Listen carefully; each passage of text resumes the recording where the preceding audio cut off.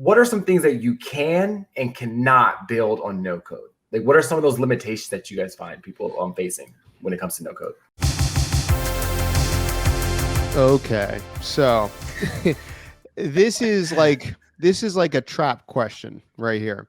And the reason I bring that up is everything you do is going to have limitations. If you code it or not, like there's going to be limitations. Something's going to happen.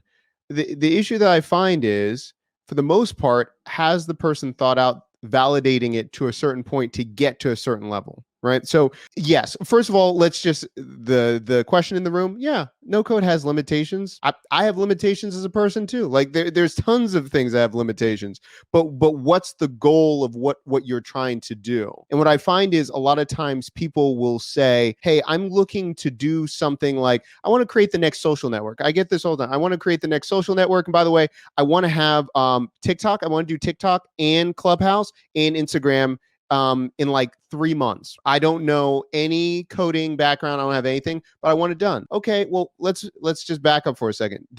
Does your audience want this? Like, why are you trying to build it? And I think that's the issue when a lot of people just try to go for a comparison of like what it can do and what it can't do, instead of asking like what kind of tool are you trying to build and what are you trying to accomplish? Because then there's a lot of other ways to be inventive and imaginary that no code can do to at least validate or become that starting point, and then scaling from there. So I would start with that. Yeah, I mean, we talk about this a lot. Like your idea, the company or the product that you're trying to build on, right? Like, do people want it, right? Will people use it? And how are you going to get people to understand what you're actually creating, and give you the feedback that you're looking for? So anyone else want to answer that question in terms of limitations? And yeah, happy to go into this. And I think, we train non-technical founders around the world, and we get in many instances, the same questions over and over again, right? So, to Doc's point, I want to build TikTok,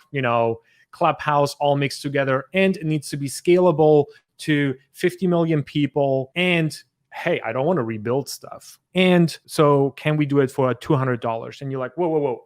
First of all, there are a lot of assumptions. Second of all, to Doc's point, do people really need it? And then also, how many customers or individuals have you spoken to, right? And I think the questions are usually a little bit not the right questions, but it comes not from from a bad place. It just comes from a place from not really knowing, right? Not really knowing the development process, not really knowing how to validate ideas, right? It's because it's like, if you are starting out in technology and you're trying to build a startup, you're basically seeing, the Facebooks, the Clubhouse, and so on. You're not seeing, the teams behind it. You're not seeing the complexity behind it. You just want to develop, a simple app or a simple particular thing. And I think something that we have to do is like step back and say, okay, the most effective way is to essentially build anything is really to validate, to validate your first assumptions, to talk to your users, to talk to potential customers and see, is there a need that they actually want it? Because in many instances, what we think and what's actually needed are totally two different things, right? And the earlier you can validate that, be it with code or with no code, doesn't really matter. But that's essentially critical. And many founders just skip that step. They're like, hey, I have this idea. It's a $1 trillion idea. I know it's going to work. Everyone needs it.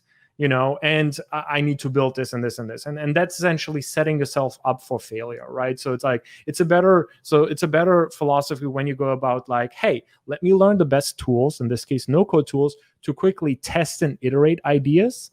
And then 2, let me just like come up with 20 different ideas that I'm not really attached to, but that I'm quickly testing out, and also at the same time talking to individuals, to the audience or to the customer. And when we say talking, not over Twitter or anything, talking on the phone to understanding their pain points, which, by the way, not many founders do, right? It's like, have you talked to your customers like on the phone or face to face? Not many do that, right? But essentially, like, getting the basics straight helps you to succeed with building whatever technology.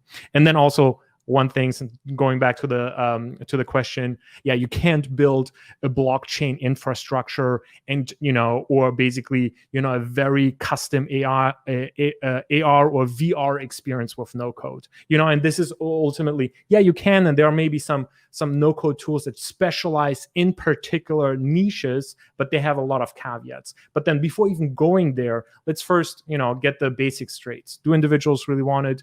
Are they willing to pay for it? And then how can we create a scenario where we can essentially test those assumptions?